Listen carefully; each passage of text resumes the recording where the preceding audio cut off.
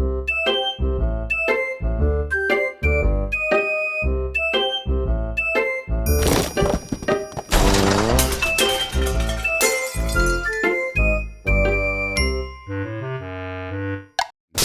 rolling.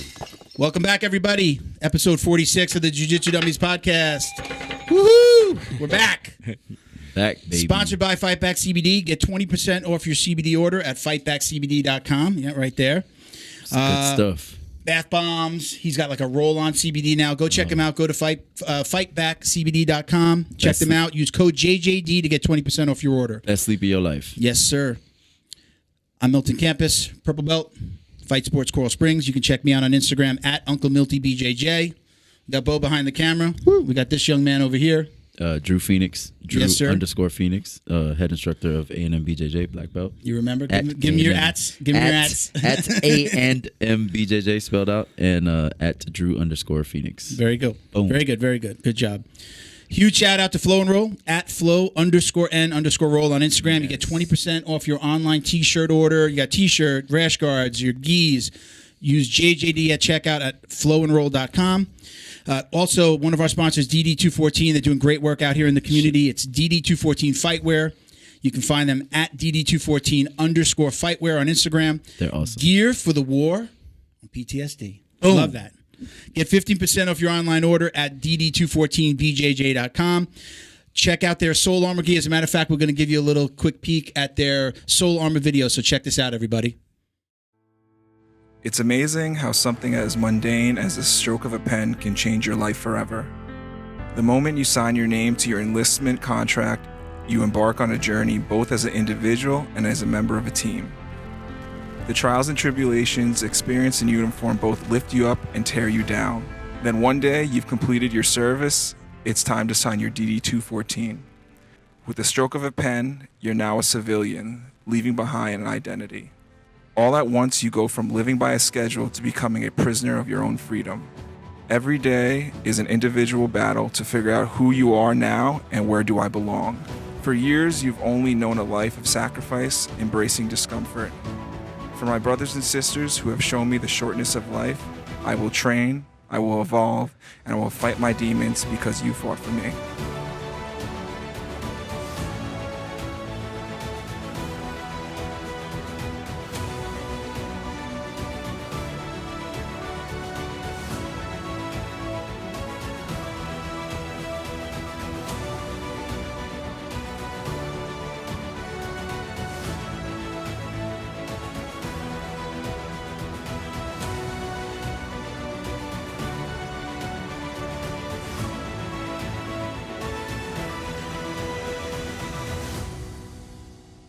Okay. Hey, guys. Awesome video. Go check out the Soul Armor Ghee. The link's in the bio here. We also want to thank Retro Grappler, incredible designer. He'll be collaborating with us on some of our new podcast designs. Nice. All right. We're going to be doing, we got actually just like an exclusive rash guard that we're going to do with him. So very cool. Coming soon. Check him out at Retro Grappler Shop and at retrograppler.com. All right. Last week's guest, Warriors Next Adventure. Right, they're a veteran nonprofit that they're filming that PTSD versus Jiu-Jitsu. He got back on the road. Yes, he did. Did you see him? He's in his truck now. I did. So I'm happy to see that he got going again. They're doing a 50-day nationwide tour. You could check them out at warriorsnextadventure.com. You could donate there. Again, he's doing a lot of work with veterans, helping fight PTSD, but the documentary is going to be coming out hopefully next year. It's going to be called PTSD versus Jiu-Jitsu. Go to the website, check out the tour dates. You can find out more details, and again, you can find all the ways to donate. All right, don't forget to like, comment, subscribe, share, do all those little things online. Wherever you're watching or listening, if you're watching us on YouTube, don't forget to... There you go. Click the bell. You get notifications every time we upload a video. All right. We're good? Everybody ready to rock? Yep. Let's go. We got this young man over here. Welcome. We have a black belt, IBJJF Pan American and American. It's no Ghee national champion, correct? Correct. Marcelo Cohen. Welcome, Marcelo, guys? man. Thank you for having me. Thank you for braving the Miami traffic. I know. Your 2-hour drive, bro. I'm sorry that you hit that traffic. Listen, I love Miami. I hate driving down here. It is a bitch to drive in that traffic. It worth it when I came here to the studio. It's a very nice place. Yeah. You sat down by the water, nice view. That's Key Biscayne right there. Yeah, right? That's the entrance to Key Biscayne. It's amazing. Yeah, man, beautiful. I'm glad that you made it down. Yep. We've been trying to get this together for a little while now, right? You wanted to come in house. We were gonna do the Zoom thing. You said no, I'll wait for the new studio. Exactly. So welcome, man. And it worth the wait. I wish they could see they right in front of the water. We Guys. put up some pictures. Yeah. Bo and I taking some pictures. Do I hook this up or what? Bo did a great job. He did our new sign. Boys and men. Woo! He put the new sign. You can't see it. We got to figure out. There's a little neon coming. You notice like the blue Look, you around the put your outside? hand there, you could see it. You It's see showing the up there. little blue neon behind There it. you go. We got rid of the TVs at least for now. We're gonna have you should be seeing the logo scrolls from our sponsors on the screen right now. One here or there, right? We're down here, Bottom down, right, that way. down that way. There you go. There you You go. should be seeing the logos of all our Right under sponsors. Drew's ass, right there. All right, Marcelo. Let's start from the beginning. Let's get this out of the way. Tell us about your start in jiu-jitsu. Obviously, I'm assuming you started back in Brazil, right? Yes, correct. I started with judo. Okay. My daddy was a black belt in judo, Okay. so he brought me in.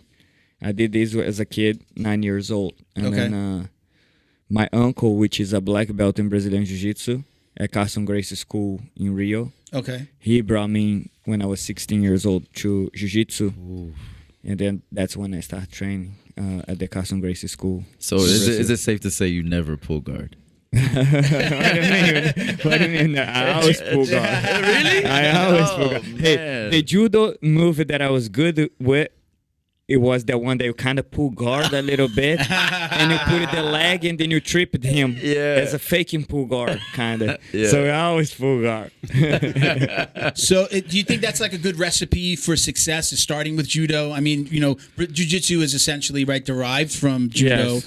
But is it? If you had to give somebody advice, as somebody who wanted to be a competitor, judo first. Do you think that's a good idea? I think it's a good idea starting martial arts in grappling-oriented martial arts if Okay. you want to be successful eventually in jiu-jitsu, or it could be wrestling, and it can be judo, and it can be even sambo. Yeah. All those are grappling skills that if you're a kid, it's going to help you. I should put my kid in sambo so he can learn how to heel hook when he's a kid. Hey, he'll be good eventually in jiu-jitsu because it's a form of grappling, so sure. they started really young. That's what the main key. I agree with you on the wrestling because I wrestled in junior high. I was not very good, but I still use moves that I remember. I mean, I cradle people. Sometimes they're in turtle, and I'll cradle them, and I'll roll them over my shoulder. Just little moves, and even just kind of in turtle, tipping some, grabbing the heel, tipping them forward. In wrestling, right? You start in that position, right? If you get restarted, you got an arm, and you got the arm around the waist. Did you wrestle? Nope. Do you know? You My put your biggest arm around their regret in waist.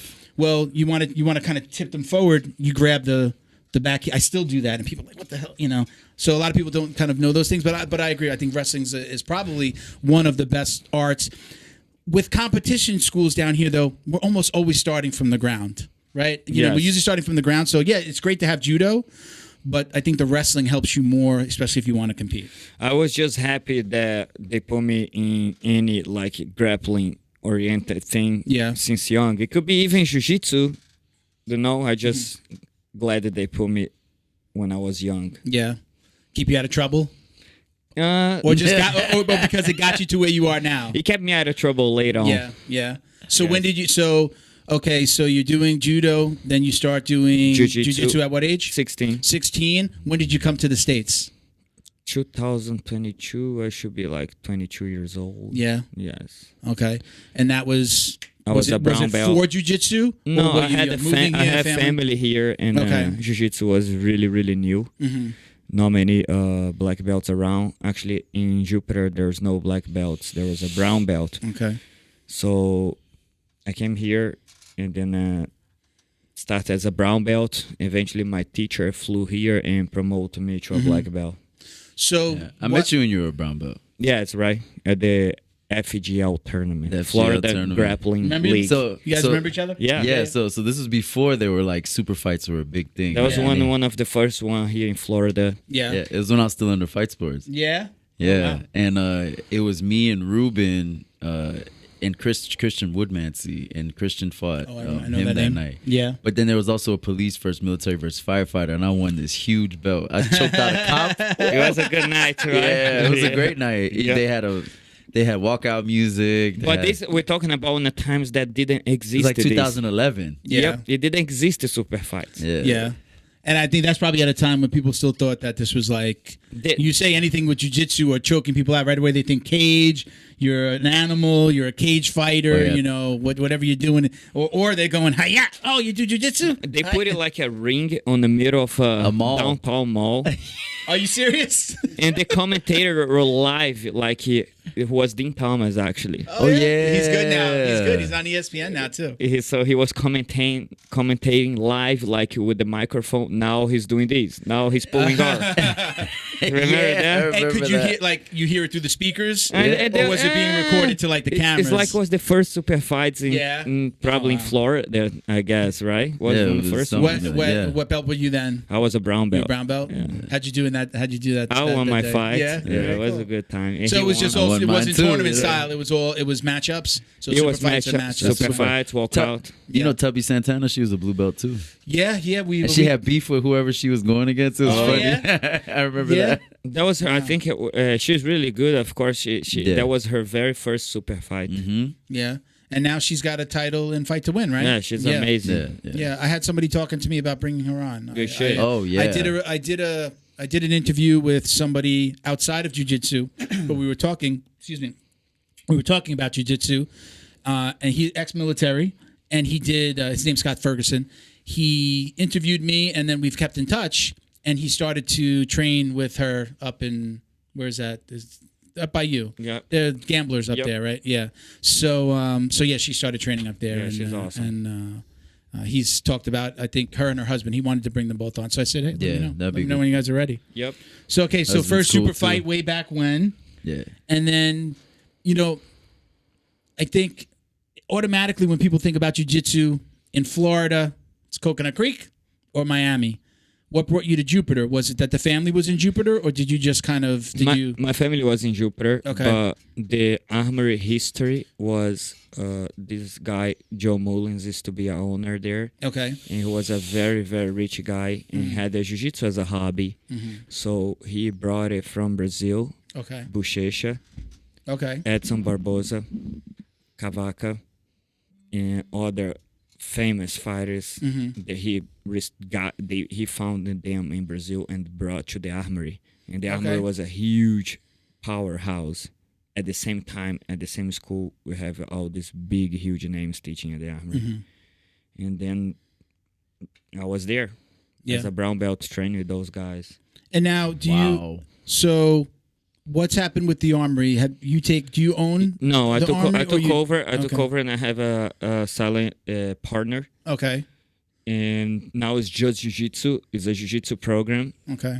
Ghee and no Ghee. Okay. And we eliminated the MMA aspect. Okay. So Any particular reason why? Was it just you wanted to focus? Was it not Because taking off? since the Armory, the owner had some health problems, and I need to get a new investor, and Okay. I got a new investor. And I'm not gonna teach kickboxing in Okay. something that I don't know. So I took the jiu-jitsu program, and opened a jiu-jitsu school, still Okay. called the Armory. Okay. So the original Armory, is that closed? That's Yeah, that's we done? closed. Okay. I moved the program to a different school. Okay. Only straight jiu-jitsu now, Ghee and no Ghee. And sometimes combat jiu-jitsu depends of the Yeah. client. So that's interesting. How do you do people actually come in and say, I want to train in combat jiu-jitsu now? Is that a thing? Yes, people want to do it is because some people want to just try their jiu-jitsu with the strikes. Yeah. And they don't want to, they're not interested in kickboxing or boxing, Yeah. but they want to see if their jiu-jitsu will work when somebody's hitting you. Yeah, I mean, it's probably like the most real situation, right? You They know? can fight in a real street. Yeah, like if I got into a fight with somebody at a bar, Yes. the likelihood of him, knowing how to fight is going to be low, and it's probably going to be more like this It's and good that for wildness. the Yeah. correct. They're not gonna throw a perfect elbow, 12-6 on a bar. They're not. So They'll jumping tell off the you they'll bar, do it though. it's an interesting People's test. elbow. It's definitely an interested test. It don't Yeah. allows you in sitting positions. Now, do you in that kind of training? I'm assuming it's just like jiu-jitsu where we're maybe not always going 100%. We're flowing. You know, I'm sure that during that training you're not hitting full force, correct? Or do you? You can pick it up a little bit. Yeah. According to getting close to the competition, but you don't Yeah. want to do that in regular base. But you definitely got to train hard. Yeah. Once a week at least. Okay. So now, those are fewer and farther between, right? That's not the norm. Normally, right, you're teaching Ghee, no Ghee Ghee jiu-jitsu. and no Ghee. You have a kids program. Yes, correct. Teens, adults, right? Teens, adults. How big are you on having guys compete? Like, you know, would you consider yourself a competition school, or it's like, hey, if you want to compete, you can go compete? One thing that I believe is people want to do what they making them happy. Mm-hmm. So if the guy wanna compete, I'll support you, and good for you. Let's do it. But if you don't wanna compete, it's okay too. Yeah. The Constitution say that you have the rights. They have the rights to pursue of the happiness. Yeah. This So, is true. You do what you wanna make you happy, and I just there to support you on your journey. Good. Boom. So now, My man. going back, how has jiu-jitsu changed? How do you feel? How has jiu-jitsu changed since you first got here? You know, we know that it's evolved and got more popular, but how has training jiu-jitsu changed in Florida specifically? I think that, of course, not just in Florida, but in the whole world, the leg locks are being incorporated now to everybody training. And when I got here, there's a few guys who talk about. One of the first guys to start do heel hooks and leg locks, at least here in Florida, was Ruben. Ruben, yeah. You know, Who's so your boy Ruben? Ruben, Yeah. What's his full name? Alvarez. Okay. Ruben Alvarez. Yeah, RB something, right? Yeah, RB. Man, He's the one always chiming in. You got into a fight in my Instagram No, that's comments me and the other day? Mello. That was me and Mello. Okay, that was Mello. I'm sorry. Go That's ahead. that's Ruben's black belt. Okay. Fuck Mello. he knows. He was one of the first guys to do heel hooks and leg locks here, and then he was going to tournaments as a blue belt and beating Brazilian black belts, and people got really scared of him. We had this guy, a blue purple belt, heel hooking all the black belts. Mm-hmm.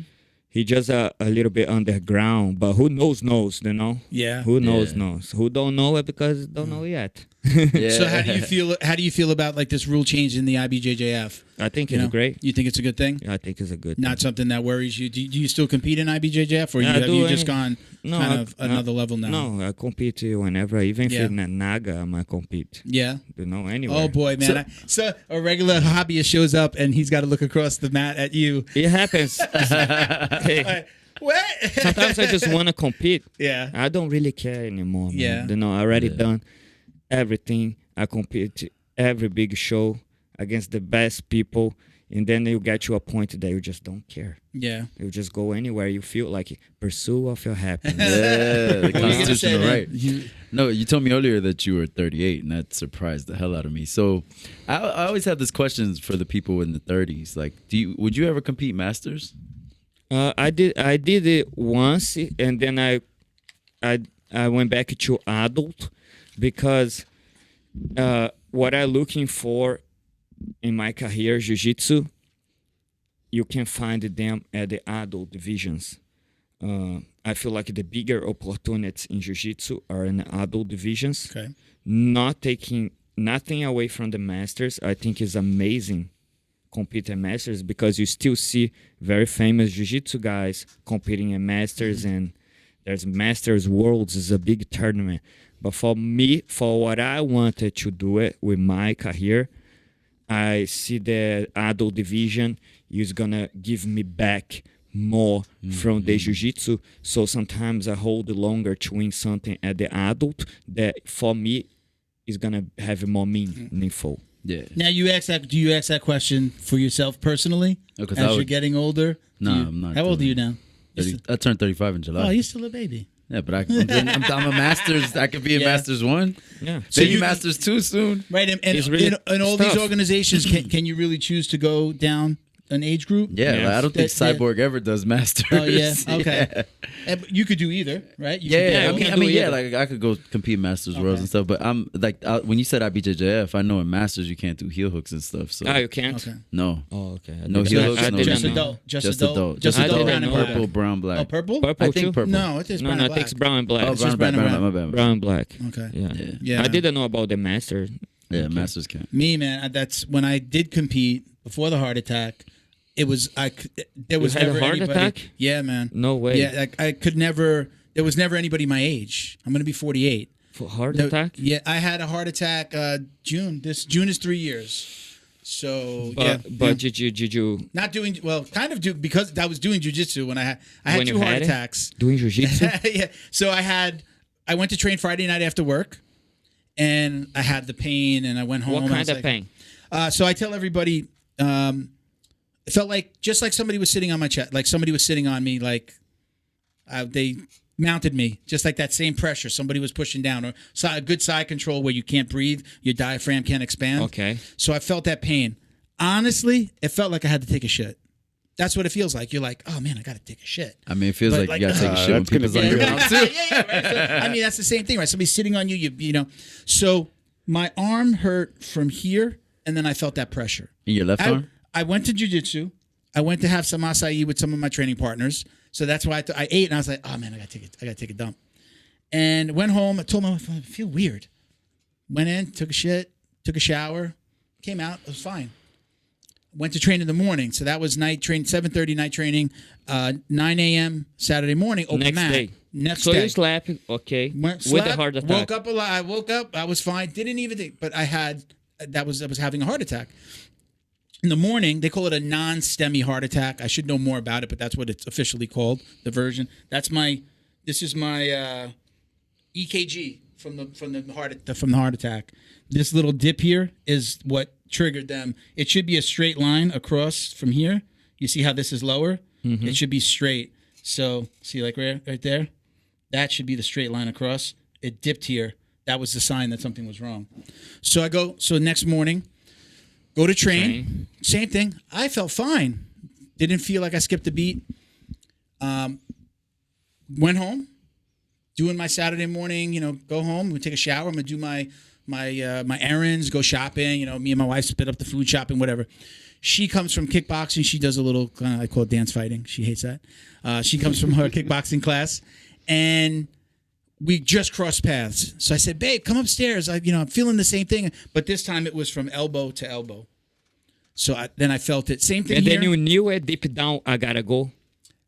No. Oh. Then she was like, "Let's sit here for a little bit," and then she said, Yeah. "Let's go to the hospital. It's close. We'll drive. No, we don't got to call an ambulance. Let's just drive. See what's up." So we went to the hospital, and they do. The second you tell them heart attack, like you're having chest pain, you go in before everybody. If a guy's got his arm cut off, he's got the arm in one hand. The heart attack guy's going in first. Because that's limit short time. Yeah, you could die. You could drop dead right there. They don't want that. Go into a room. They do the EKG. They do this EKG. There's one guy. He comes and does the EKG. He leaves with the paper. He comes back with another person. They look at it. They're like, "Okay, yeah, just sit here." They don't say heart attack. They don't scare you. They don't want to scare you. They want to cause Because trauma. then you'll have a heart attack. Then you have a heart attack. Another They one. go out, third person comes in. Now I know something's up, so they start calming me down. All right, little thing here. They start pointing at it. It looks like there's a little something here. Never say the word heart attack. We're going to send you to Fort Lauderdale. I was in Coral Springs. No. Said, because once you go to Broward Medical, I went to Broward, Broward Health. So instead of just sending me to the closest place, which they're not affiliated with, they sent me to Fort Lauderdale. So they put me in an ambulance. Those motherfuckers drove super fast. I'm like in the ambulance. They're running lights. They're going. Then you already knew it. Then I knew, but I feel fine. I felt fine. We go. Now I'm in there. Now they're telling me, yeah, looks like you're having a, like, I think they say like incident. You're having a heart. Something's wrong with your heart. He probably said heart attack there. I'm smiling. We started joking. I was like this, fine. It was going away. The pressure was going away by that point. I didn't really feel it. And they rush me. I go in, and I'm thinking I'm going to go into a room. They put me right into the room where they go in. They They put the cath through Oh the my leg, God. and they put the little camera, and it goes into your heart. Oh. So I go man. right into it that. Hurts. No, they knock you out just a little bit. They don't put you completely out because they don't want you to go completely to sleep. So Just I'm enough so don't feel so much. You don't feel. I didn't really feel anything. That's I don't really good like the for little you. prick going in. Yeah. I'm sitting there. What's funny is you're laying down. And you see your heart. You see, there's a screen That's above crazy. your head. Like the doctor comes in, she's gonna work here. You're laying out in front of her, but I'm on the thing, like looking up at the screen. So I could remember, and I don't know how much of it is like you kind of falling asleep a little bit. I could see the wires, the camera going around my heart in That's the monitor. nuts, man. Yeah, that was crazy. I'm glad, but It looked like a little snake was what like was the going main around. recommendation they give it to you? Stop eating crappy food. Okay. Yeah. For real, I'll tell you that in a second. So they put in 4 stents. So I had 3 stents the first. So they clean out the arteries. I was 80% blocked on the main artery. Do it your crap food. Crap food, probably Bad things I put habits. into my bad habits, things I put into my Not body in my smoking. 30s. Not smoking definitely helps. Yeah, this. you know.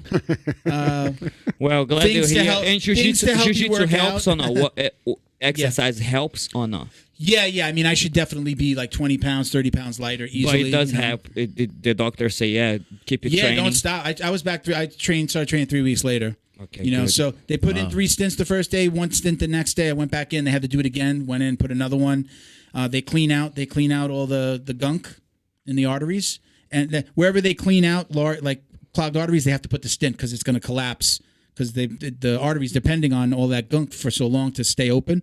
Now they put the mesh. If I'm saying this all right, so they put these mesh stints. Anyway, yeah. So if I wouldn't have gone, I was 80% blocked on the main artery. They call that the widowmaker. And they said if I would have waited, I probably would have. If I would have had like a major heart attack, I would have just died. Well, I'm Yeah. glad did everything work out Yeah, good, man. bro. Yeah, but exercise. So the first thing they tell you is no marbled meat, What does that mean? cold cuts, Cold no cuts? turkey, none of like when you go to the deli, all those You meats. eat that all the time. No, the time, but like I like those. I've been eating turkey, thinking I was doing a good thing for my body. Come Salt. to find out, they inject all that stuff with salt water. So the salt is really, really bad for you. So they said they gave me a list of things not to eat. Marbled meat. That's what and then it says chicken, or turkey, ham, none of that. So and I wasn't eating any of the red meats. I was sticking The with red chicken. meats are not good. Those are even worse. So what should we eat? I mean, you know what? Grass. It's like you eat soy, you're gonna grow tits. Everything. You're a vegan, you're not getting your protein. I eat healthy. I mix in like soy products that I found, but I'll eat. I stay away from red meat. You I'll like eat the soy? occasional stuff. Soy's not really good for men. It's not. No, but it's a certain kind of soy. That's what I'm saying. That you get the No, I'm the just estrogen. saying soy promotes estrogen. So there's a brand called Garden, but it's spelled at the end DEIN. Garden. They make a lot of soy products. Half of them suck, and half of them are awesome. There's like steaks that taste like veal. Okay. There's chicken nuggets, but it's all soy and it's all vegan.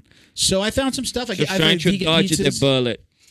Yeah, man. I just Which is hard, know. man. It's hard for people Yeah. that are born here and raised in America, because you guys pretty much born in a prison.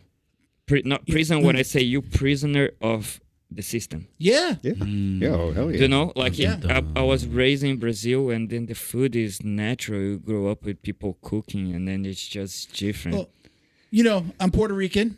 It was rice and beans every day. I used to complain. Rice and beans, but then steak, pork, chicken, ham, there's rice and beans with everything. So I never thought my diet was bad. But then Fridays, McDonald's, pizza, Chinese food, Oh, yeah. all that fried shit, MSG, Salt. so that's rice and beans is not so bad. But when my mom cooks the beans, she puts a nice hunk of ham, fries it up, you get the fat, the flavor. So even the good stuff has its bad, so what do you do for dieting? What is your your meal plan, or do you eat healthy? I'm with a company that has been helping me called Ideal Nutrition, Yeah. and they have a healthy, fresh meals delivered to your door. Yeah. They are better, but if you really, really, really want to get in deep into it, you're gonna find bad stuff. They're Yeah. supposed to be healthier. Yeah. They have less sodium. So have you seen those? They last for a week. They Yeah. deliver in an ice Yeah. cool bag. They deliver at your door, and then have all these meal preps. 3 meals a day? Breakfast, lunch, and dinner, but have snacks during the. Do they give you the snacks too? No, Oh, the you snacks, then no, snacks are on just you. the meals. You have certain amount of meals that you can order. Yeah. You can whatever you need it. I mean, I'm lucky because my wife and my daughter, all they want is watermelon, oranges, bananas. They're not really into sweets. They'll indulge once in a while, but they're not really into sweets. So I'm the one that's into sweets. Like, I want to grab a candy bar. I want to grab some cookies. So they keep me honest with that. So if I don't buy it, they're not buying it. So I eat healthier that way. But my thing is portion. I eat till I'm stuffed, and that's a bad thing, right? Well, they say that if you eat till you're not hungry, you've overeaten. Yeah. So they say eat till you're almost not Portion hungry. control. That's my problem. Yeah, because your body like lags behind what you're taking in. So at the point that you feel full, you've eaten too much, and everything that's more than you needed goes to fat right away. So It's just hard because sometimes here, the portion here is like huge. So you see sometimes this it's a big small portion. country. Yes, you see this big ass portion, and you feel like you gotta finish. So, as a kid, I was taught you better eat everything on your plate. Yeah. Yep. Like I would have to sit there until I was done with everything. Sometimes I don't want to eat the peas or the carrots. Like you're sitting there to eat everything. So I do that now. If somebody serves me, I feel that like if I'm eating at somebody's house, it's an insult to not finish everything. It's an insult in most Even cultures. if I'm like, what's that? It's an insult in most cultures. Yeah. If they give you a huge, you come to my house, I give you a plate the size of this table. What would you Now- do? What would you do? You Table. gotta finish everything, bro. At this, now the in my last life, time I'm I would eating. say, I'm not scared to, look. And now most people that I know that I'm sick, that I had the heart problem. So I'll say, listen, I can't eat. Oh, man, that looks delicious, but I can't eat. Like I'll be nice and respectful, but I'll push it away. Or it's just the last time you ever eat. Yeah. Or you can say, can I take some to go? Yeah. And Maybe it's doggy not- bag. Yeah, doggy bags.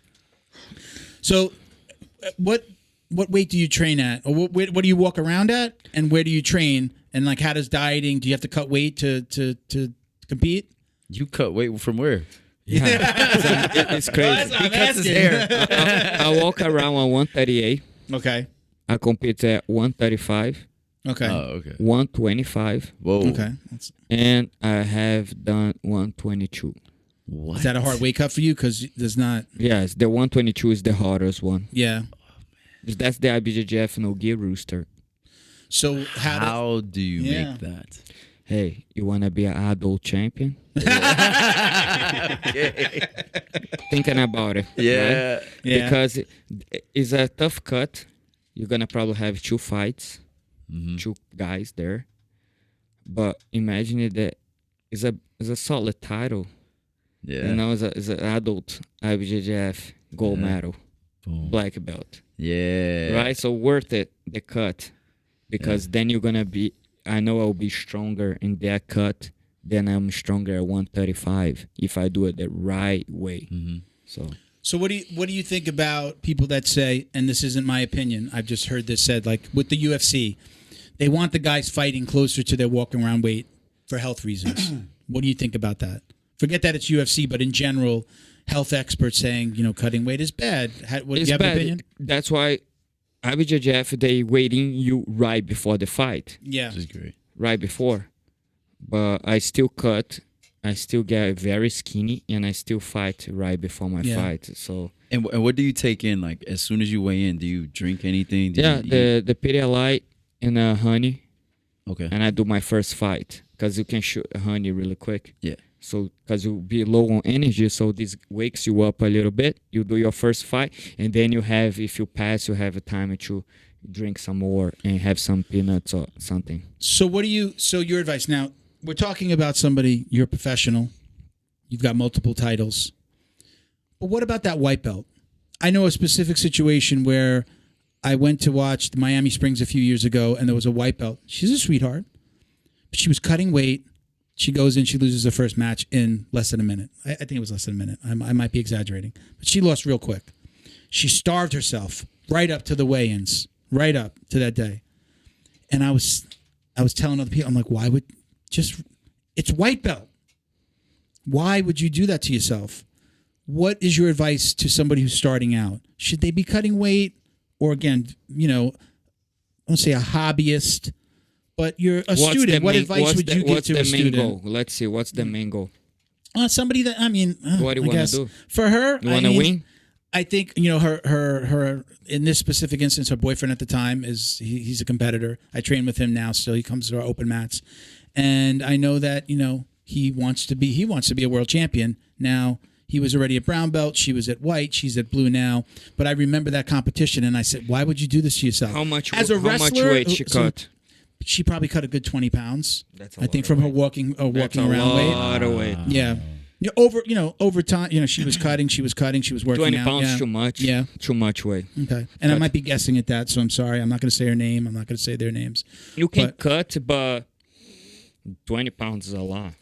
My first competition, I was trying to cut. I was just, it's like, well, I'm going to get down to the next, I think it was, I had to get under 212. I forget exactly what it was. And my coach was like, don't worry about it. And then I got there. It was a new breed tournament. First one, white belt. And I get there, and they put me together with, there weren't that many guys my age, so they put me with the smaller guys. There weren't that many people in the weight class, so I was up against a bunch of small people. We weren't even in the same weight class, not in the same age group. And I fought. And I did well. I won. I double golded that day. That was my first event. So I was like, but after that, I was like, all right, I guess I just go in at my walking around weight. So I did a couple more, and then I had the heart attack, and I stopped. I was like, okay. I did it both ways. Yeah. I fought the weights that I walk around, and I fought smaller weight classes. Yeah. And you just got to be a smart strategy, I guess. Yeah. Depends what you go for, what you do, the opportunity that presents at the moment. So, Brendan McCatherine said to say hi. Brendan, 10th Planet commentator. Yeah. I interviewed him a couple months ago. Okay. And I had mentioned, I said, yeah, we're trying, we're going to move. And I said, we mentioned because combat jiu-jitsu, I knew you were doing that. We started talking. So he said to say, he's like, I love that guy. I love watching him fight. He gets so excited. Yeah. So with combat jiu-jitsu, what weight class is that? 135. That's 135. That's the smaller one. Now, do you hold the title? No title. There's a combat jiu-jitsu. When you say holding a title in combat jiu-jitsu, can be very open. Okay. Because there's combat jiu-jitsu. There's the main one, which is EBI, which is Eddie Bravo. Right? But there's other small organizations that do combat jiu-jitsu. Okay. So for Eddie Bravo, I do not hold the title. Okay. But for a small organization, I do hold the title. Okay. Makes sense? Yeah. So you cannot hard to specify. Okay. You hold the title for the whole Yeah. Depends where. But the main one, I would say, is the ABI. Okay. It's the most important in combat jiu-jitsu. I go there. My last one, I won my first round. I always do okay. I have wins. That's when you're on the guy's back, just... This one was the XFN. The last one with the Japanese guy that I banned his army. Oh, that's right. You always brought it all the way back around again. Man. Yeah, that was... And it didn't break?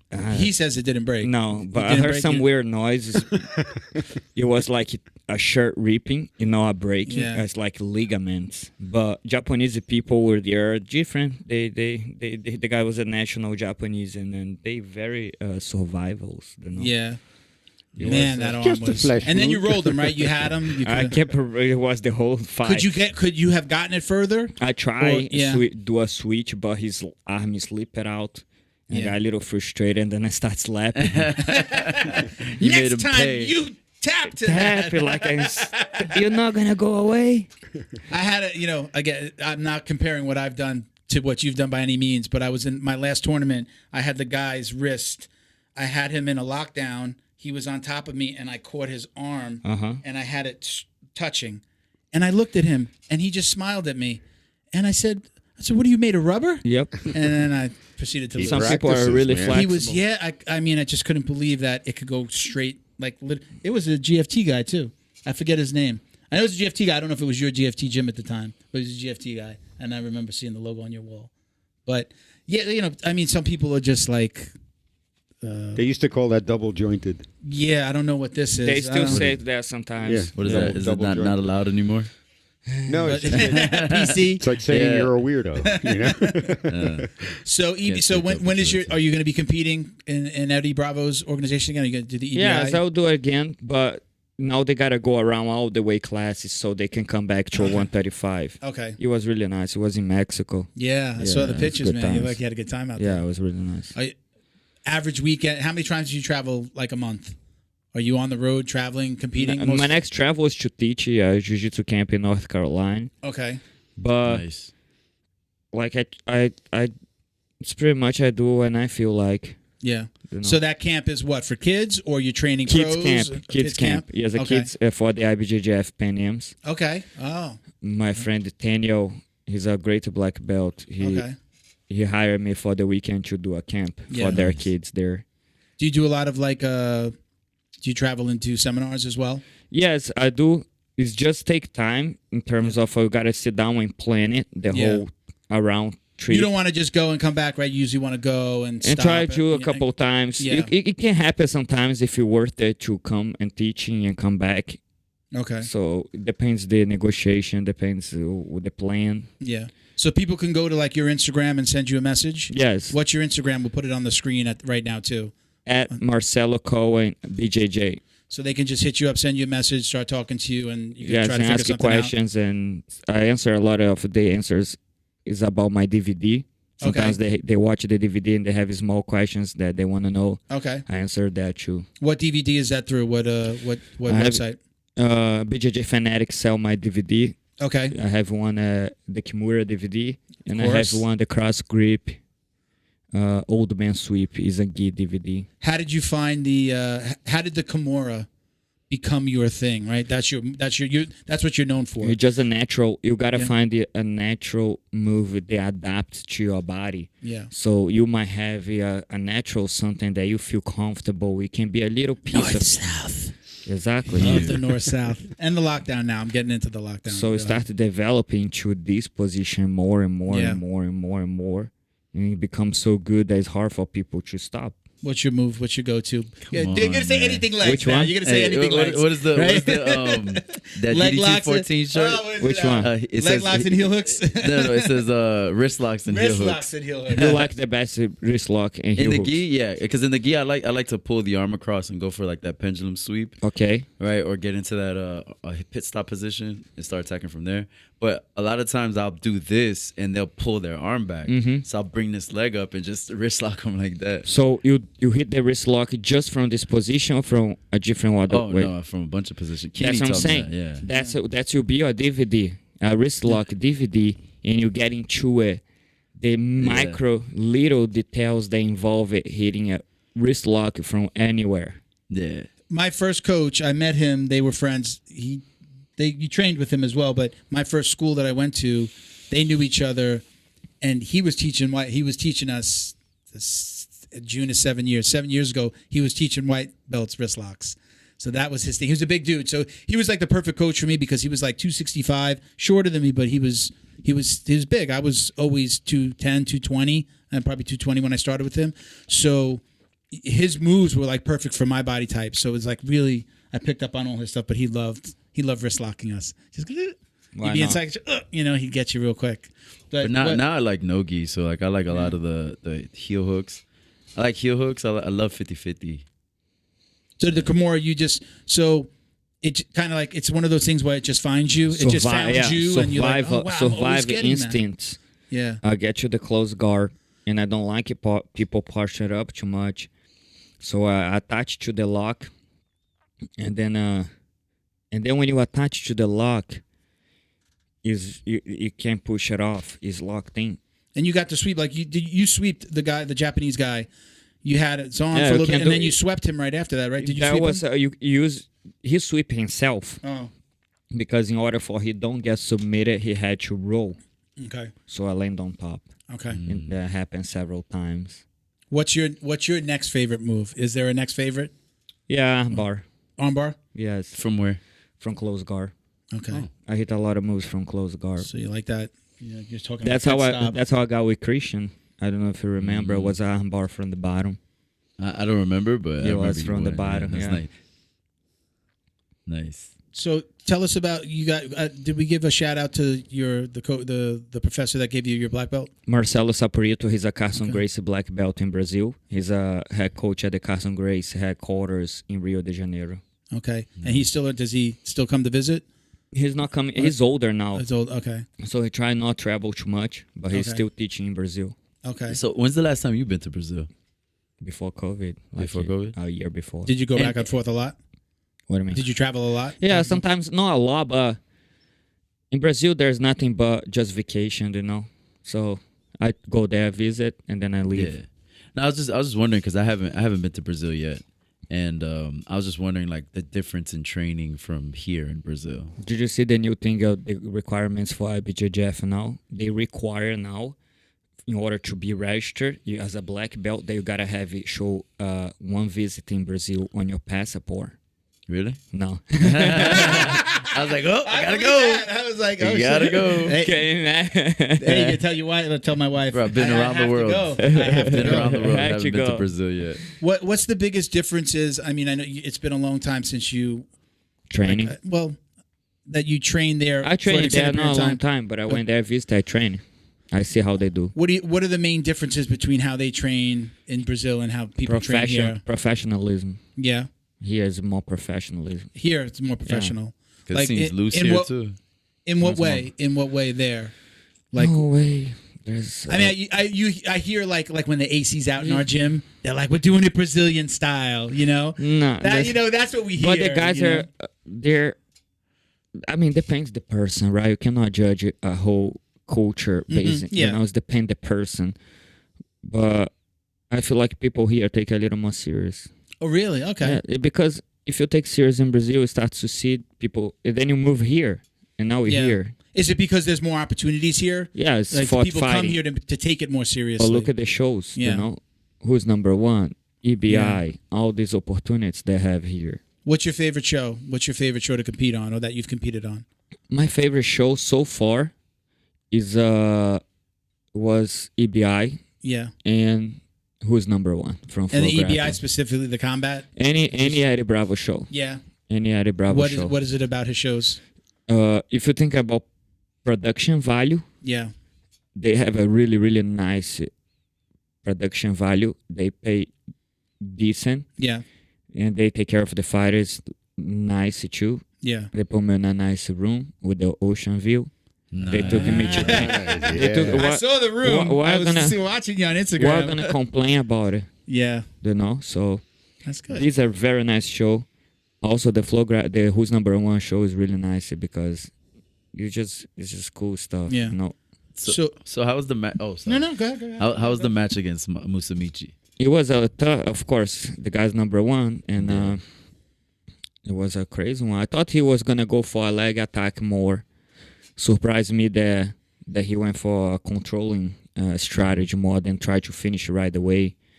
He put a lot of pressure, like he get close to me, and then the pressure was very strong. And by 8 minutes, he set up my arm in a way that he got me really well. So it was good. You know, I'm here to fight. The matchmaker offered me to fight Mike. And I had nothing to lose, so I went. And then the pay was really good. Nice. So, organization aside, do you have a favorite rule set? You know, like my jiu-jitsu, I like it. excel in this I rule really set. like it, to be honest, Naga rules. Why?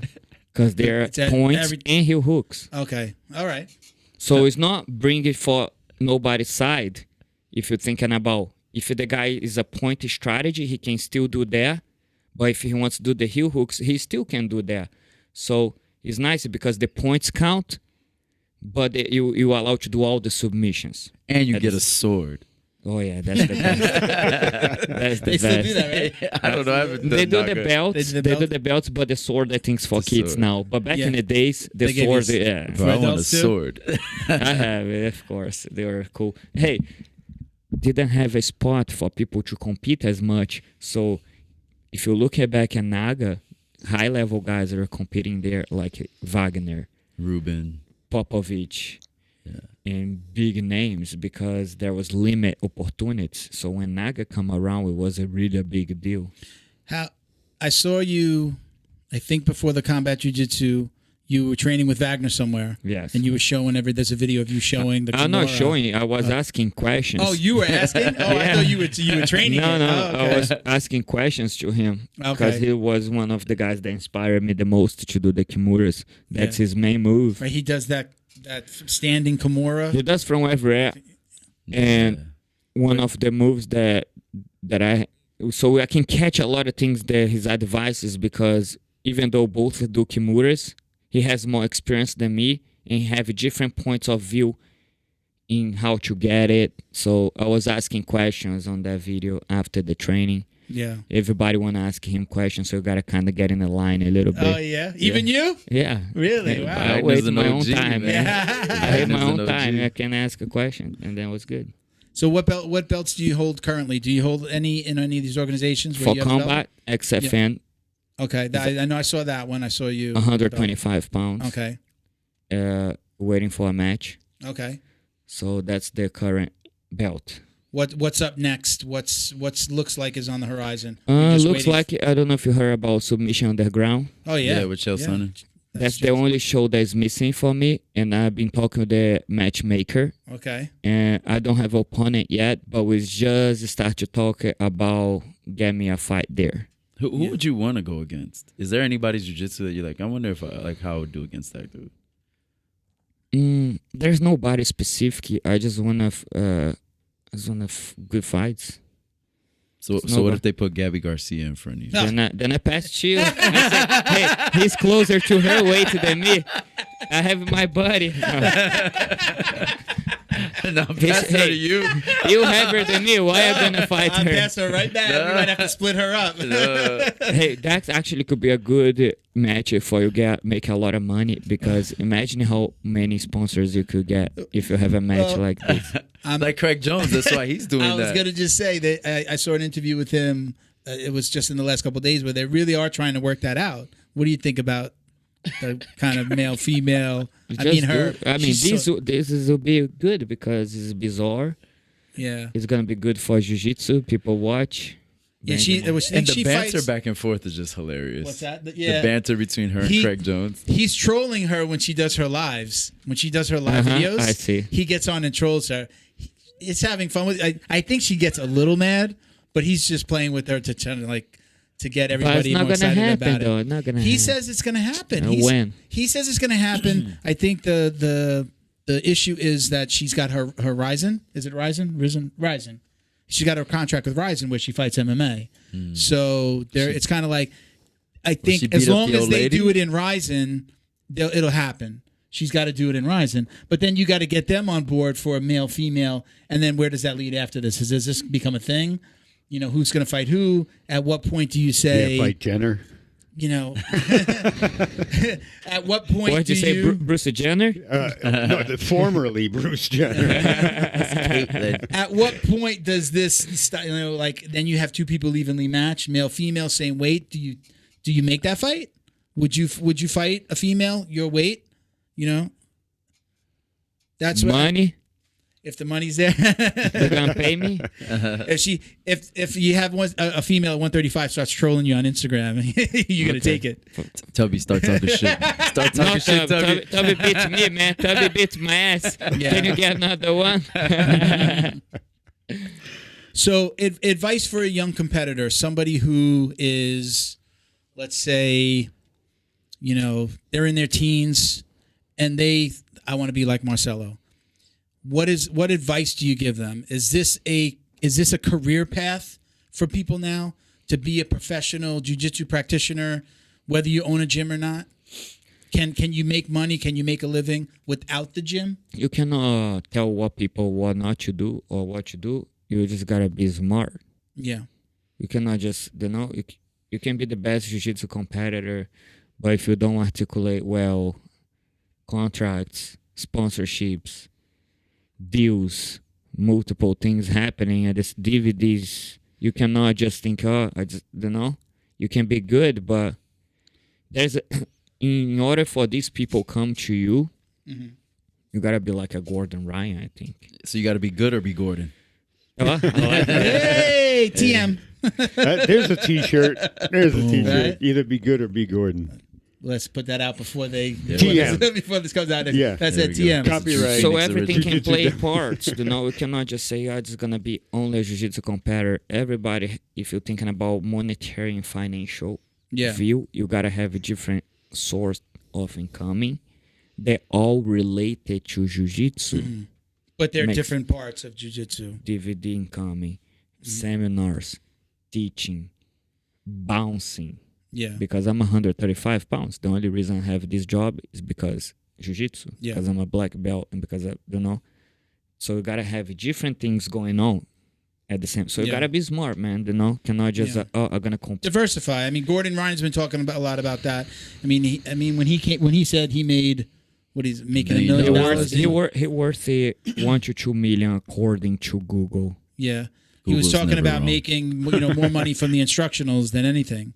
I mean, is that But plus he does the who's number one, Yeah, and then he does this. He does a fight. He has so a everything big counts. following. yeah, he says he goes, part of that whole like predicting the move was like I'm going to predict this move and then the instructionals come And in. they're coming up. And then it's smart. What do you think about him retiring? Well, no, it's just temporary until he fixes yeah, his of course. stomach. He just got stem cells in his stomach I saw in that. Texas. Yeah, so stem know cells. that He's was working fix him on right up. himself, and then Yeah. he's gonna come back. Yeah. He's still young. What do you think about? I know you talk a lot about. I've seen your videos about people that are like posers. Don't that even get me started. I was gonna say it looks like it gets you upset and angry. It used to get worse. This is why I named this the Dummies, because I didn't want to come on the show. I didn't want to start a show and be up here like, yeah, I know jiu-jitsu. But that's I'm why. learning. But that's why the name is catchy. That's why I asked you about the shirt. Yeah. I want this. I want a Jiu-Jitsu Dummies T-shirt. It was always being self-deprecating and saying, look, I want to learn. I'm not up here. I'm asking questions. I'm the main dummy. The thing with the posers, I work as a bouncer, right? Yeah. So you see these people having alcohol, say, because I fight, I have so many. Well, if they got a tap out T-shirt on, I mean, they must be a good fighter, right? Yes, and it used to piss me off, but no, I kind of, I'm not BJJ police. Yeah. I would like to be, but I could be. I watch jiu-jitsu a lot, and I've been here for a long time, and I know if the guy is gonna be lying about stuff or not. Yeah. There's a lot of ways to be a poser. There's Those guys that are like, I don't train because if I do that, then I'm gonna see red. and get then so I mad. stop. Shut up. This is the worst ones. This is the bar ones, right? The bar guys. I gotta believe. Has anybody ever like looked up at you standing up there and been like, "Look at this little guy," and try to start with you like, "What are you gonna do up there?" Yes. Yeah. I have You get that? videos here from the security camera too that I took it. Maybe one day I do a highlight bouncing video. Yes. A highlight There bouncing we go. video. Yeah. But yes, it You'll happened get millions. before, but it happened just a few times because once you choke or do something with the bigger guy, they stop. Yeah. So now they respect. Yeah. They said, "Well, is this you bounce up in where?" Jupiter, Jumpy Bay. Okay. Yes. I mean, there's a lot of It's fights really- happening there. Not because I'm there. Not because I'm there. Yeah. Because Yeah. I don't let it happen. I Yeah. care for them. I care for the business too. We were talking a little bit before. Have you ever done any like personal security and things like that? Not yet. Yeah. Not yet. I don't have time anymore. I was gonna say we. Oh no! talk to Junior. It's something that I would like it to get into more Yeah.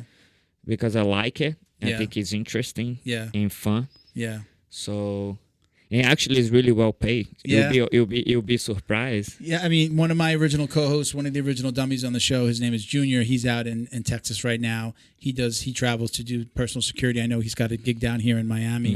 Yeah. So I mean, yeah, he likes doing that. Yes. I think sometimes it's armed, sometimes it's not. But I don't know if I want to do that crazy one, but I like it too.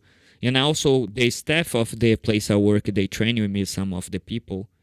So is everything in my town? Everything's good around. okay, there. So I got a listener question I'm going to throw at you. So I don't think we didn't go too much into this. So this is JSuch85 on Instagram. He says, I have my own bucket list of gyms to visit, but what's been the best gym that you've gotten to visit besides your own? Okay. Or any interesting stories of training with some of these elite fighters out there? Best gym, any good stories? Best gym in terms of facility? Maybe you feel like you've learned the most. You've gone someplace where, I didn't just go and do a seminar, but, I was able to learn something from the people there. I like to visit the gym in Colorado called Easton. Okay. BJJ. It was a beautiful facility, and there is a lot of high-level guys there. Yeah. And everybody was nice to me. So that would be my favorite gym in Colorado, Easton, to visit. My friend Herbert Burns used to teach combat club. I used to go there, visit him a lot. It was a good training. Guy. Yeah, he's helping me. You met him? So usually I don't go exactly for the gym, but if somebody that I want to train you with is teaching at this gym, I'm going to go for the person more than the gym. Yeah. Okay.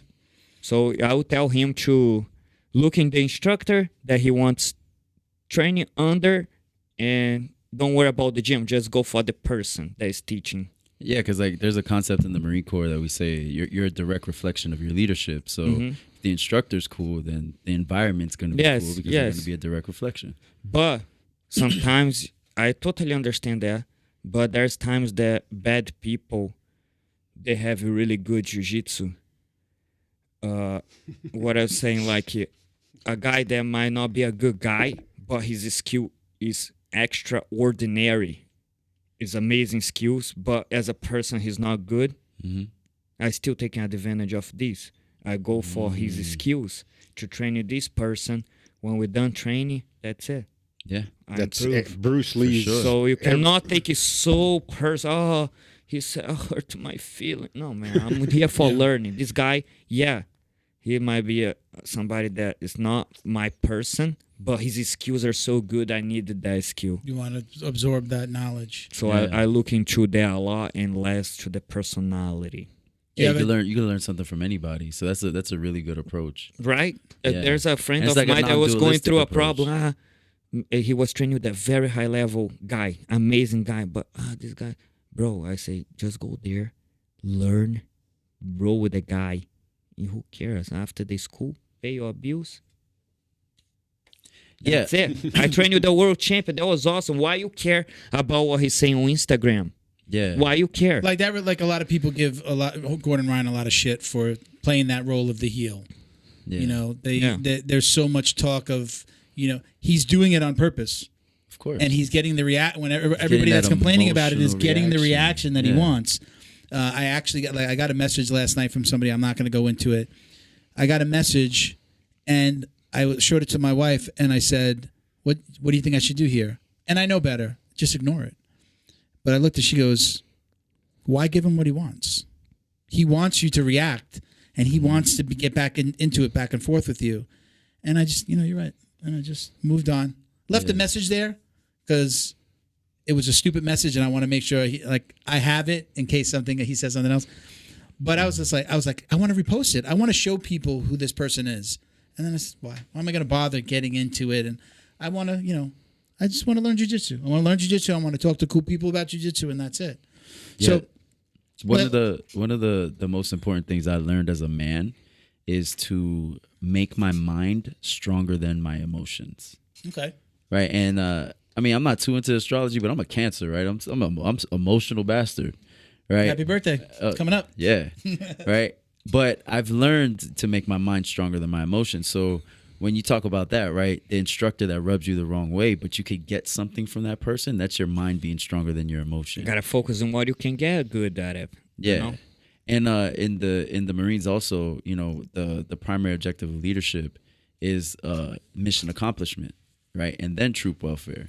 And the idea behind it is that you focus on the logic, right? Logically, we need to accomplish this mission, but we can't really focus on the troops and how they're feeling, because then you're going to get too focused on that. So focus on the mission and then the troop welfare. So I just apply that to my life. It's like, well, what's my mission in this case?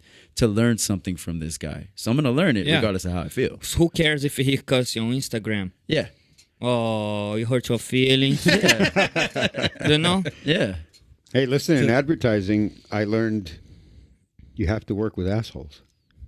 And that's just a fact. But some of those assholes are going to be the top creative directors in the country. You're gonna but if you're an asshole and you got nothing to offer, get the hell out of here. Yeah. I mean, if you start eliminating people in any given profession or sport, I'm not going to do this. I'm not going to work with this person. I'll work with this person because of their personality. You're going to wind up being by yourself. I like what you're saying. Take what I think Bo said. He shouted out Bruce Lee before.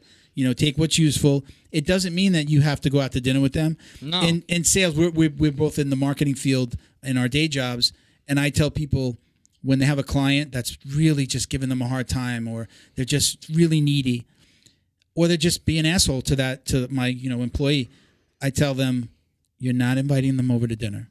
Mm-hmm. You're not going to see this person. You're probably never going to meet them face to face. Just do business with him. Yes, sir. No, it's sir. A business yes, ma'am. transaction. Yeah. Just give them what they want. Don't take it personal. I said, don't wear your heart on your sleeve, because sometimes we do, and we take. So my gut reaction when I got the message last night was like, really? Why are you wasting your time? And it was a long message too. Why are you wasting your time sending me this message?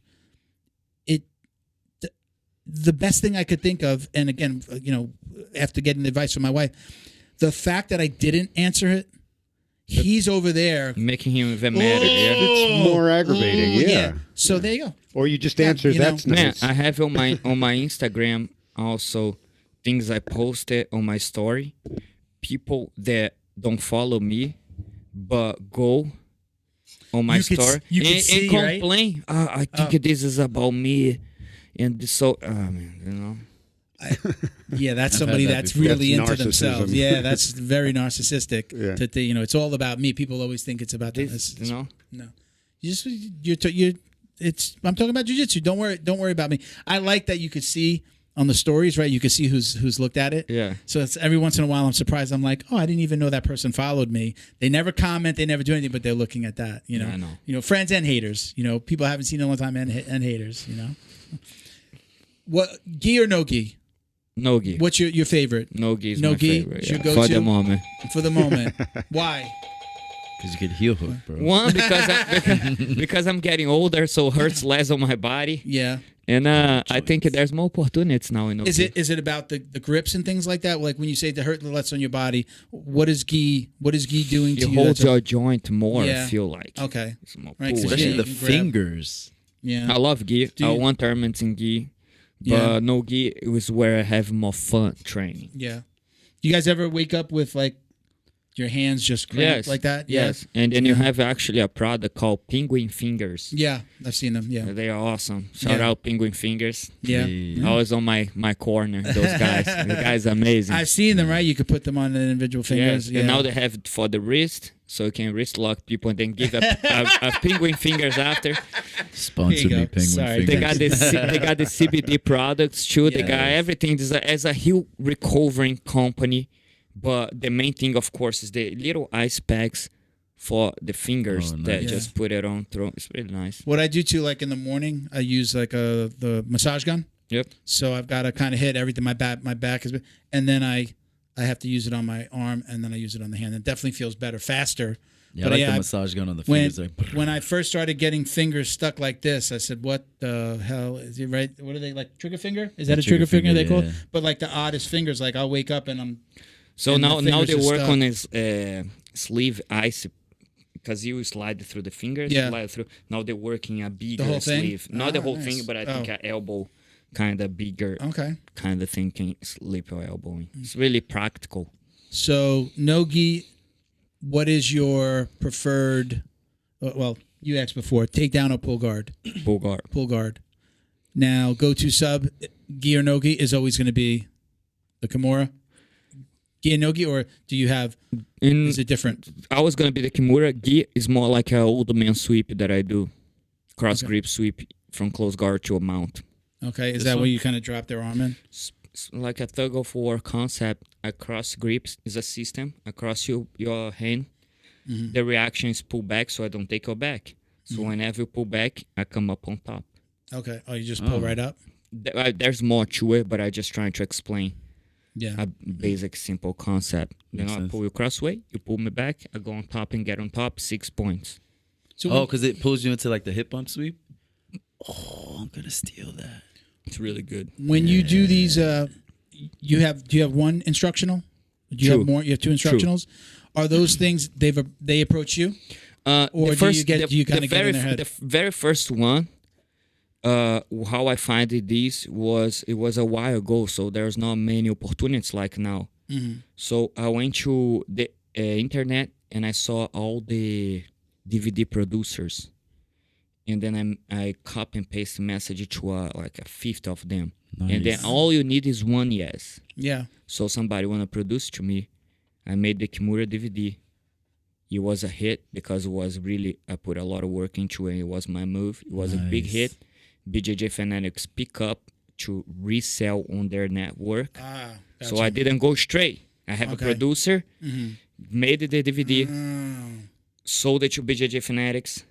Nice. And then the first DVD was a success, so it leads to another one. So you didn't film that first one in that BJJ Fanatics little facility with the mats? No. I went to Indiana to do it. We produced. We made it very nice, and we sold it. I didn't know they did it like that. I didn't know you could do it like that. Can you still do it like that now? Go message. Or now is everything in there? I feel like I could do anything. Yeah. Depends what I want to do. I can call and just go there, or I can just do it that way too. Yeah. We had an interview a couple of weeks ago, and the young lady said that she's, I got my Ghee sponsor. She's like, I messaged 30 companies. I didn't even hear back for months. And then all of a sudden I get somebody says, caught their eye. All of a sudden. What do you mean sponsor? What do you mean sponsor? Let's go. What's a sponsor mean? I mean, sometimes you get, it's just product. I mean, we have sponsors. Sometimes it's just product, and sometimes it's product and money. That's a real sponsor. Yeah, the sponsor that. The real sponsor, you sign a payroll with those guys. You know, people cannot sell themselves short. Yeah. You know what I'm saying? Know your value. Yeah.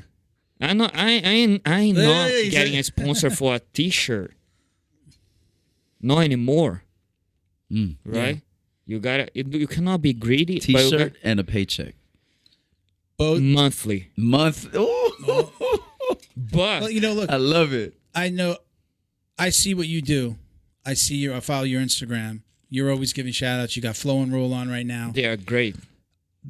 The mistake that I see being made by a lot of people who, I know Sean at Flow and Roll very well. I know he gives out a lot of product to people.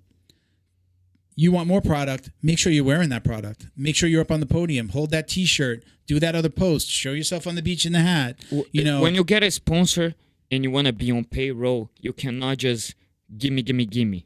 Yeah. You send a message to these people, not asking just for what you want to, but also you have a listing what they gonna get investing on you. So it's not only know your value, but it's prove your worth. Yes, consistently. You get that monthly paycheck. It's not just about win tournaments, but you gotta represent. You gotta help them with sales and promote their business, And then it's like a part as you're working for somebody. Yeah. If you want the money. I'd never heard anybody put it like that in this world. Yeah, when I do my sponsors emails, and I should charge consulting there because I have other fighters that don't know how to approach companies. Yeah. I have a template that I talk with them, and then I have things that I need and things that you get with the sponsor. A plan. Yeah. Show a plan to the person. They analyze, and then you put a contract together. And you cannot just be greedy. Oh, I want $1,000 a month. No, then they're gonna turn you off. You gotta be something reasonable that work for both.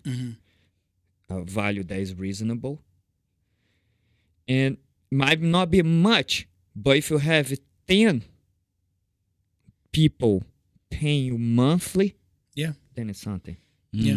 Well, I mean, look, Bo looked over at you. He went like this, because we talk about this all the time. We do have sponsors for the show that pay us. They give us product. They pay us. Yep.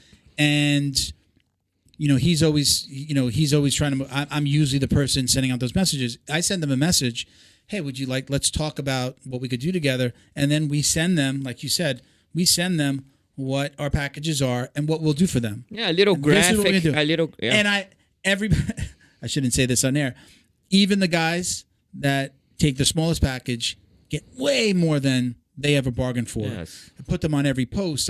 If I have an idea, we're doing something again new right now. When you see on the video, you normally have a screen in house with the logo scrolling. Where if people are watching right now, they should be seeing the sponsors logos in the corner on screen, so that they're not cut out like when it goes to you and now you're not seeing them. So there's a constant scroll. So I never told anybody I was going to put their product on the table. Now we put product on the table. So you have to do that. The expectation from these guys, and I see it because I get requests for stuff, and I usually tell them, hey, we're looking for sponsors. When you find a sponsor, let them know that we're looking for one too. This takes money to do what we do. It takes money to travel. It takes money to do the things that you do. But the expectation from most of these younger kids, I'd say kids, anybody in the 20, you might not even get a picture on Facebook. You might not even get an Instagram post, and then they expect more. Or they expect that they're going to send them a whole box of 20, 30 things. They have to work for that. You have to be wearing those products on the podium. When you see somebody holding a shirt when they're on a podium, do those things. Make sure that you put out an instructional, you put out your favorite move. Make sure you're wearing, and shout them out in the text at them, tag them in the. That just doesn't happen. I had a T-shirt company before we did the podcast. Now it's the podcast store, and I would send out stuff, and it happened all the time. So I'm going to send you this. The more I see, the more I'll send you. I didn't do money. I didn't do cash, but I told them the more you do, the more I'll send you. But you just don't get it. The kids, and I say kids, usually 20s down. To me, that's half my age. So down, 20 and down, they're not doing that. So that's great advice. Yeah, unless like I said, unless you're a bizarre situation that you are fucking, sorry to curse, amazing. You're amazing. And then where they're knocking down your door. They will be doing that, but it's not the reality of the most people, right? Yeah. There's one Mikey. Yeah. There's one Gordon. It's not the most people. One Marcelo. Thank you. No, actually, I'm the one who go after my stuff, my opportunities. Yeah. I have people coming to me, but I go after my things. Yeah. I see that. So I noticed you have a very I'm just use the word unique mindset, right? What is it throughout your life that helped you forge your mindset? Did you have a good mentor? Did you read good books? What is it? How are you the Marcelo today? A lot of people didn't believe on me. So that was kind of drive me forward. Just to shit on everybody now. Yeah. Success? Yeah. Success is the best revenge? Yes. The best. I don't know who said it, but that's what they say, right? Yeah. Who is in a big show now? There's guys that criticize and say that I was not going to make it. No, I overpassed them. Yeah. No, yeah. I like that because when I first started, just to relate a little bit, is when I first started to learn leg locks. I was at a Ghee gym, right? They say no? Yeah, and they were like, "Oh, you're gonna forget all your jiu-jitsu doing leg locks, and you suck at them." And they were criticizing me at first, right? And then I started getting a little better. People wanted to learn defense, and now people come to me and pay me privates to teach them. Teach leg locks. Yeah. So it's this that belief in yeah. yourself. So what is it about this is gonna and this is the dummy in me coming out, and again, as somebody who hasn't trained a lot of leg locks, why is it no leg locks in a Ghee? And it's only okay in with no Ghee. No. Is that because of the organizations? That's not because of the actual training. No. So you can leg lock in the Ghee, right? But it's just straight ankle, toe holds, and knee bars. The reason for that, we talk about heel hook, IBJJF. You're saying? Yeah. No. We talk about heel hook, right? Yeah, heel hook. Yeah. Why is that a no in a Ghee? Because it's harder to escape because of the friction with the Ghee pants. Okay. Because heel hooks are twisting leg locks, right? Okay. So a lot of the ways you get out is twisting and slipping between the legs. So it's about the person being heel hooked potentially getting hurt. Yeah, you get seriously injured. Or me trying to do it Eddie Bravo style, and I'll train with my guys. I'll be escaping a leg lock, and then my Ghee pants will get stuck on something, and my knee will twist. So it's just dangerous. I never realized that. Nobody's ever explained that to me in that way. It's just dangerous To say that. Now, I don't train heel hooks in a Ghee only no gi because there's no organizations that allow you do heel hooks in the gi. So you don't want to get used to it. And so why I'm training heel hooks in the gi? So I was saying gi pants. I was doing No, I know. I just a different also point of view. I train heel hooks in no gi because I follow rules from organizations. You know, like Eddie Bravo, they allow heel hooks in no gi. But I never met an organization yet. Oh, they allow gi heel hook. Did you? Substars when they were around, they did it. I used to call it prison rules. Prison rules. But it's hard to find those, right? Yeah, I've never seen anyone outside of that. Do you at your gym? Is there an age or a belt? No leg locks. We start training at this, or is it from white belt? In adult class, no gi. Because this guy's teaching toddlers. Yeah. He's teaching toddlers. Like, you're My 4 years son needs to old, learn. he'll hook. No, if it's an adult class and it's no gi, I don't care if you are what. Doesn't matter. Hey, the no belt gi, rank. no belts. Did you see belt in no gi? Did you see belt in no gi? No belts. It's funny you say that because I don't teach kids the heel hooks, just right? messing with you. No, I got it, right? I teach my white belts. But in the kids' class, I seen some of the kids trying to heel hook each other. I try It's just to from what grab they see. I think so too because when it happened in my kids' class, sometimes they try roll with the leg. I say, oh, remember, no legs for the kids. Because they see us doing it. Probably drilling it. watching something. Yeah, or YouTube. Sure. So, who's your favorite competitor to watch? Do you have somebody that you look up to? Wagner, yeah. Because it's similar. I like the Kimura attack that he does. And what about in the gi? I like asking this question in gi. Yeah. No, I love it. In the gi that I like to watch. Yeah, like me, my favorite gi guy is Rafa Mendes. There's Queixinho. Yeah. Osvaldo. I don't know if you know about him. Yeah, I know Queixinho. That he have a smile. Yeah. Yeah. So that's a gi competitor I like it. Yeah. Toughest match ever. Caio Terra. Yeah. You fought Caio? Mm-hmm. Tournament or super fight? Super fight. Super fight. Nice. Win or lose? There was Sorry, I don't know. There was a heel hook. He got you with a heel hook. But I learned a lot from it because when you're getting heel hooked by the best guy in the world, and you go back to regular people, mortals, you develop your awareness of the leg lock, which has been helping me a lot. After I got heel hook from Caio, it was one of the best things that happened because I noticed that my awareness to see my exposed legs, nobody's gonna attack heel hook like this guy. We're talking about a guy one of a kind, you know? Mm-hmm. So you already got heel hooked by the best guy in the world. So when you learn it from the match, I think and I got heel hook also that helped me by Gio Martinez. He got bigger Boogie? guy. Yeah. So after I got heel hooked by those two guys, I haven't get leg lock in a long time. Yeah. Because my awareness to keep my leg retrieve is bigger after those matches. Mm-hmm. Yeah. That makes sense. When I fought them, my leg game it was really clueless. So it's still limit on attacks, but my awareness in defense of the legs is much better now. That's the old, in hiding you don't lose, you learn. Yeah, I mean, right? They say that a lot. Sometimes they pull guard. I don't enter. I'm more careful to enter now to pass. Yeah. So, yeah, I've trained with Ruben recently, and one thing, he's on another level. I think I'm good at leg locks until I go with that guy. yeah, of course. Right? For every level, there's another level. And not many people know about him. Yeah, which is crazy. I know. I know, man. And one thing that he does a lot that I'm starting to learn now is not only escape but reattack. Escaping, reattack. And reattack. Gary Tonin does it a lot too. Because a lot of times, like, let's say like you're escaping like a heel hook, you're turning away, right? Mm-hmm. And then you pummel the legs in. And a lot of times when you pummel the legs in, you can just grab another leg and attack that one. But when you do that, you expose yourself again or not?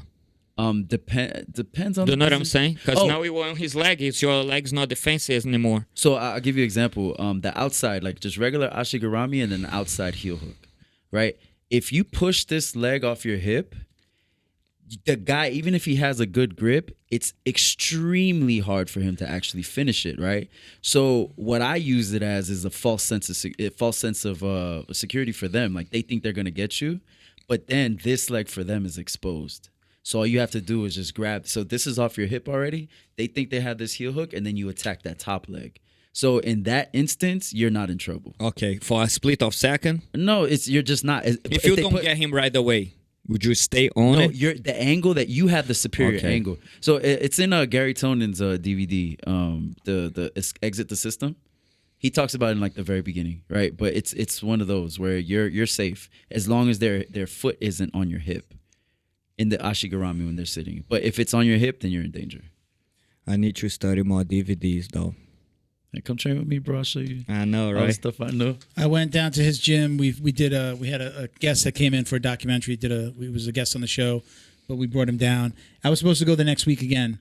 I don't know if did Miguel show up? Yeah, I know. Me and Miguel were gonna go, but my nephew had his graduation party on Saturday, and I drank a little too much. I guess. We haven't trained a lot of leg locks where I am, so I've talked to him about going down to his place and going, because I mean that's your thing, right? That's. Yeah, bro. That's your move, right? You've fallen in love with the leg stuff, right? I loved it. Yeah. I love it. Yeah. So, ultimate goal in jiu-jitsu, 5 years from now, 10 years from now, where do you want to see yourself? In competition or? Well, both. I mean, do you see yourself still competing? Is it about maybe opening more gyms? Is it about staying in this jiu-jitsu world? Maybe eventually taking over the gym completely. That would be a good goal. Yeah, the Armory, taking it over completely. Yeah, completely. Okay, that would be a good goal to have it in a longer run. Would you keep the name? Yeah, I'll keep the name. Just running by myself will be a cool. Yeah. And competition-wise, the next goal, short-term goal, would be maybe Submission Underground would be a good show to do it. Hey, Chael, I know you're watching. Come on. It's the girl Heather. She's the Heather. We know you're watching. Yeah. Speaking of women, your girlfriend trains as well? Yeah. Did she train? Did you meet her as a jiu-jitsu competitor, or did she get into jiu-jitsu after? No, she got it in jiu-jitsu after. She's a blue belt. Okay. Yeah. So. Does she compete? No, she just train. Yeah. She just do for fitness and fun. Okay. Yes. Is it? I always ask because my wife doesn't want to have anything to do with jiu-jitsu. Is it easier to be with somebody or date somebody that understands that passion? Is she passionate about it yet? She's a lifestyle is more like an exercise. Yeah. But she loves it. She has fun. She goes and watch. Yeah. And I don't think it matters if the person like or not. It's just compatible people are compatible people. Yeah. Even if I date girls that didn't train and then no problems either. You could go back to your time in Brazil. This is, going back to when you were a kid. What would you have done if you didn't find jiu-jitsu or martial arts? Did you ever have dreams of doing anything else? Like, I want to be a graphic designer, or I want to be a doctor.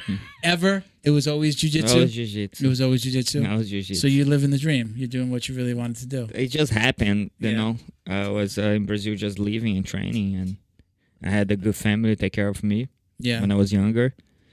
And then I just moved here. I realized I'm so much ahead than everybody else because, like I told you, there was not many jiu-jitsu around. Mm-hmm.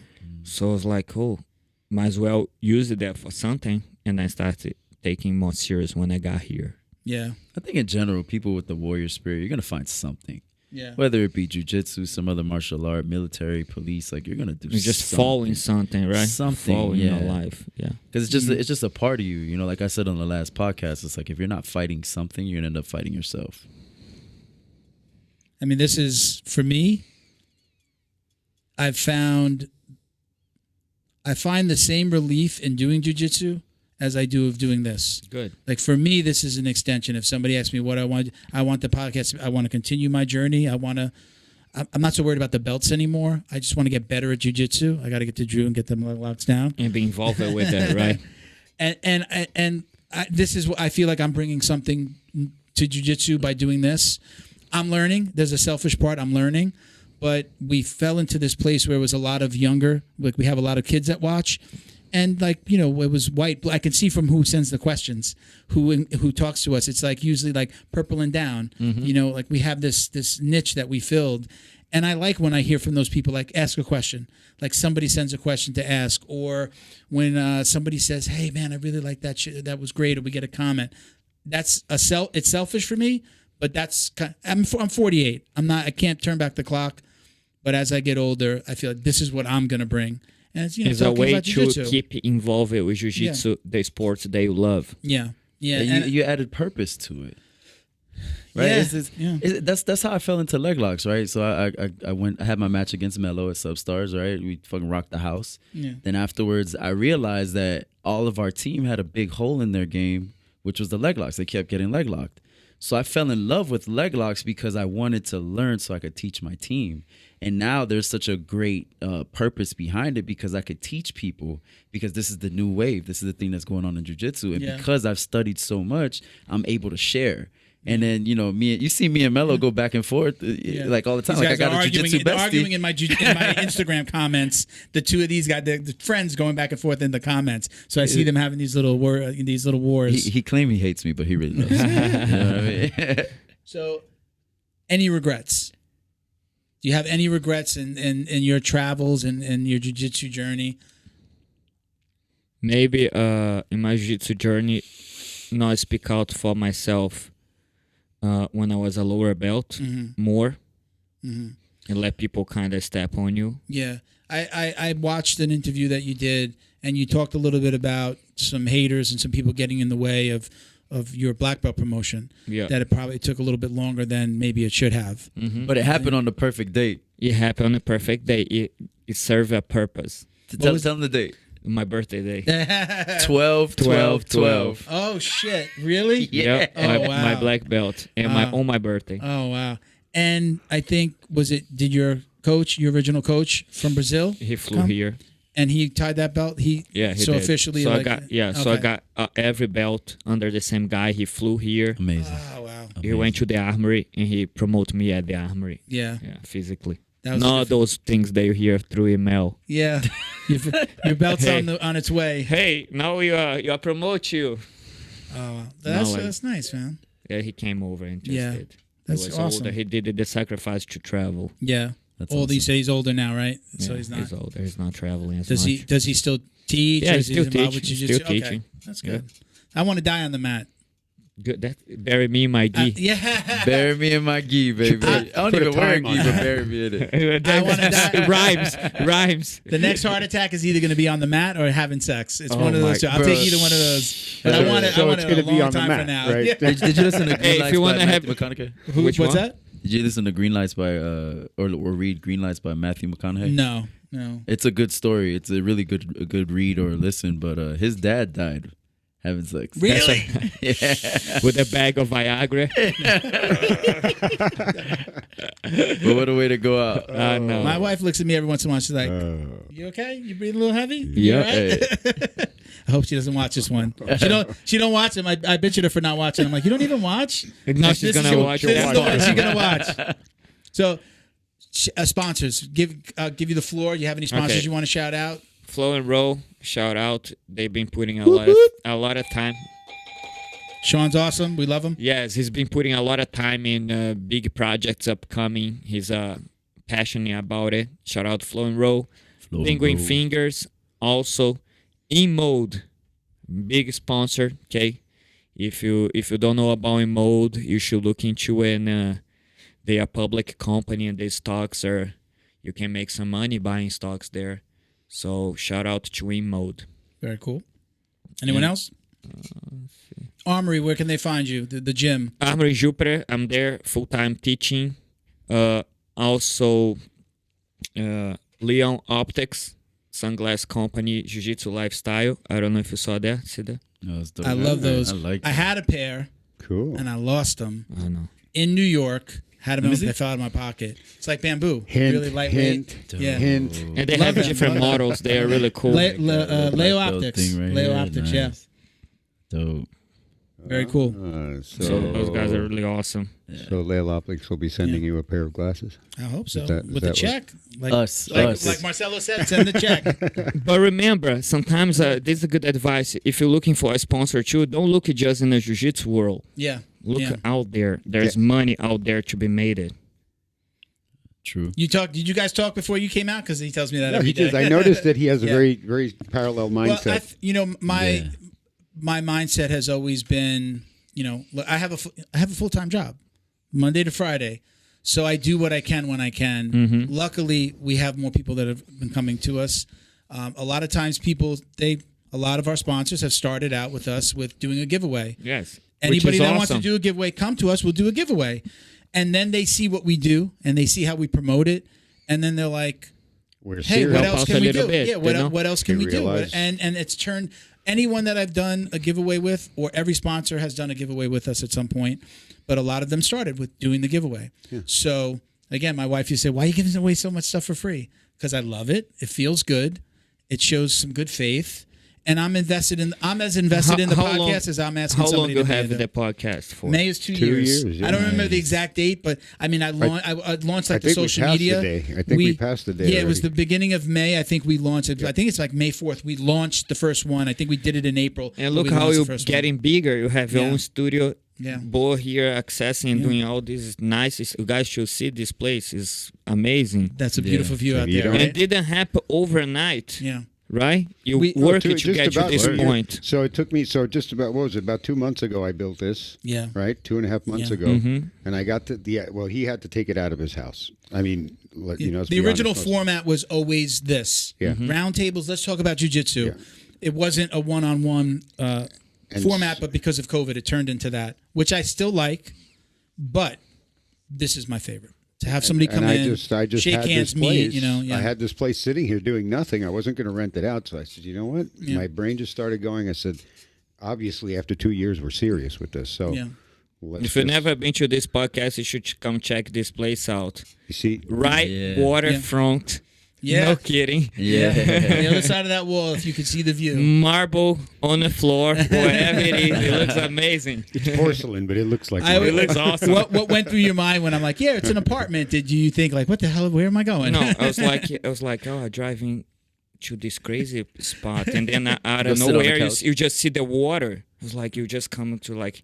When you watch a movie, go bling. It's right on Key. That's the entrance. There. If anybody wants to know where we are, we're right on the entrance of Key Biscayne, so it overlooks the water. Nice. All right. Well, listen. South Brickell. Don't go. But to hang out a second, we're just going to do a couple of more shout outs. But thank you very much for joining us. Thank you, guys. I appreciate you. I know the traffic is a bitch. You got a 2-hour drive back. But you're worth it. You're worth it because those guys are putting a lot of good things in this podcast. Imagine the future. You guys took 2 years in getting here. Now imagine in 2 more years, you'll be, if with the persistence, you're going to get the results, man. This is my retirement plan. This is my retirement plan. You're going to have hard times, like it's going to be hard sometimes, but eventually there's something that they say you put a certain amount of hours and just stay with it, and then it's going to become something big. Persistence and love. Well, we all know that. Persistence and love. And you know what? And everybody needs a bow. Yeah. No, I could have done this in front of a computer. One day you guys should do a bow on the podcast. Yeah. I'm trying to get him. I've told him. I said we need another camera on him. Or I'll just get a really big mic, so it covers my face. No, you guys should simple. We worked together years ago before, so I used to own a marketing company. I'd book the work and he would do it. Websites, graphic design, business card, whatever. And years passed. We stopped working together. Years passed. I was at a marketing company, and I just had this idea. And look, I give my wife a lot of crap. She really did. When I told her I was thinking about doing this, she's like, "Hey, there's a podcast that shoots in my office. You should come here. You could do it in the conference room." So she didn't think it was going to be what it was, and the time that it was going to take. And then I'm doing it in the middle of the house, and okay, nobody on the internet. I need the Wi-Fi connection to be good. I give her a lot of shit for her not loving jiu-jitsu, but she really did support me in this. She did give me that little push, like, hey, do it here. Let's see if it works. And she did, and it's worked. So good. I appreciate the kind words too, thank man. You guys. Thank you, guys. All right, so just hang out for a second. Everybody, listen, thank you for listening. Just a little bit of housekeeping. We're going here, bro. So, new GoFundMe link in the description. Check it out.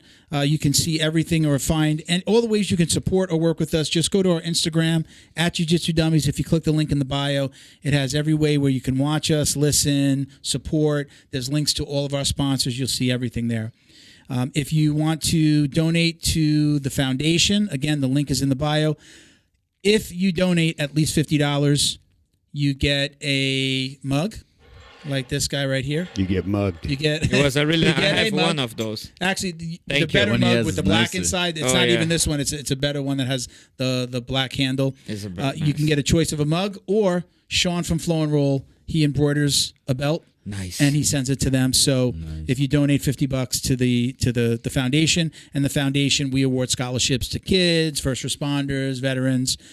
So it's all going back to the community. That's Right? awesome. Shout out to our Patreon sponsors, including Carlson Gracie Winter Haven in Winter Haven, Florida, cgwinterhaven.com, at Carlson Gracie _Winter Haven on IG.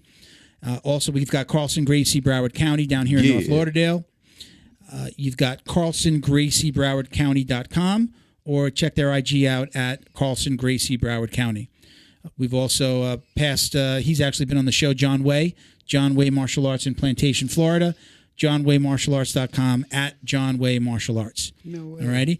Our podcast patrons include Robert Walker, Frank House, Wolsey Rivera, Boa Athletics.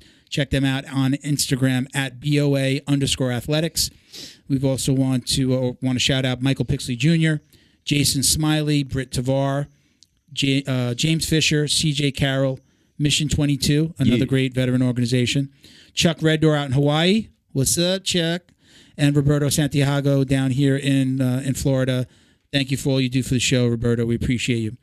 If you'd like to support the show, you could just visit patreon.com/Jiu-Jitsu Dummies. Now, the benefits of being a Patreon, again, we give stuff away.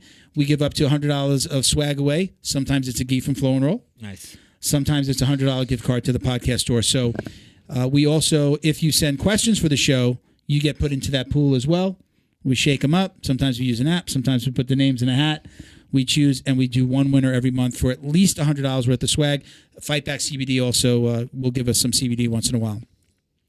Check out the podcast store at jujitsudummies.shop. You can get 15% off your order with code JJD. We've got tees, rash guards that we gave you. Amazing material, by the way. I never seen this material. I love the feels so Ghee. good. I know it feels so good. It's a heavier material. It lasts longer. It feels good. Love it. I love them. We're going to do some short sleeve ones. We're actually going to do a Ghee with Retro Grappler, where it's going to be on their site too. So it's just about kind of getting the name out there and supporting our sponsors. So again, code JJD at jujitsudummies.shop. We want to thank the We Defy Foundation for their support as well. Yeah. Another, again, love being surrounded by these veteran organizations.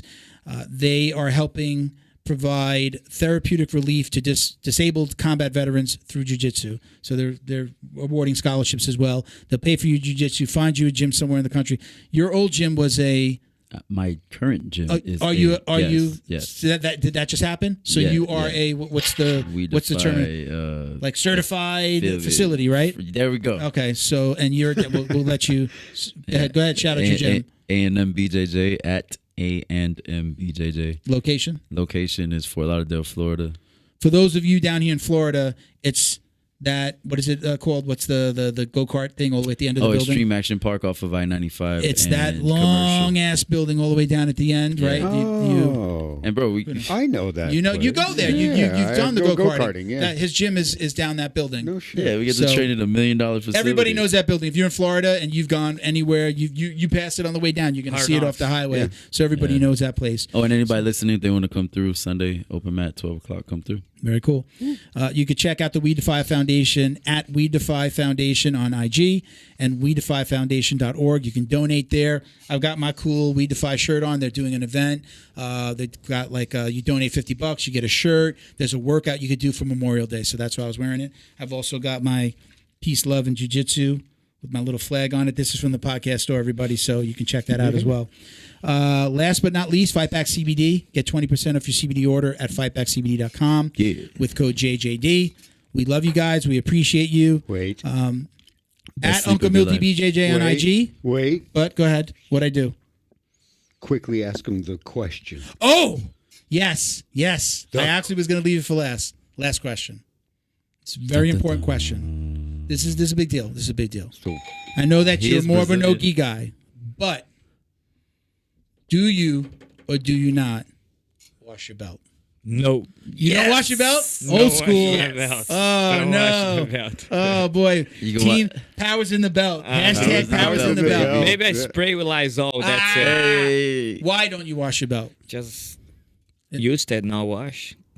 Not for any particular reason, but Okay. when I start training, I learned that just put the belt aside, wash the gi. Make sure it Just dries. habit. Fair enough. Make sure it Fair dries. enough. I like that he sprays Lysol on it. Bro, I put it in the sun. Okay, you put it in the sun. The that- natural that Lysol. kills Natural everything. Lysol. Yeah. All right. All right, everybody. Marcelo, again, thank you very Thank much. you, Thank I you, appreciate Marcelo. you, man. That was awesome. Thank I you. had a That good was time. fun. That was Thank you, awesome. guys. Brother, Thank for you, coming out Bo. again. I Yes, sir. appreciate you as well, Bo. We love you. Thank you. Bo. Thank you, everybody. The most Stay famous voice on the podcast, Bo. They wonder who he is, but they just hear Bo. Thank you, everybody, for watching and listening. Thank you, guys.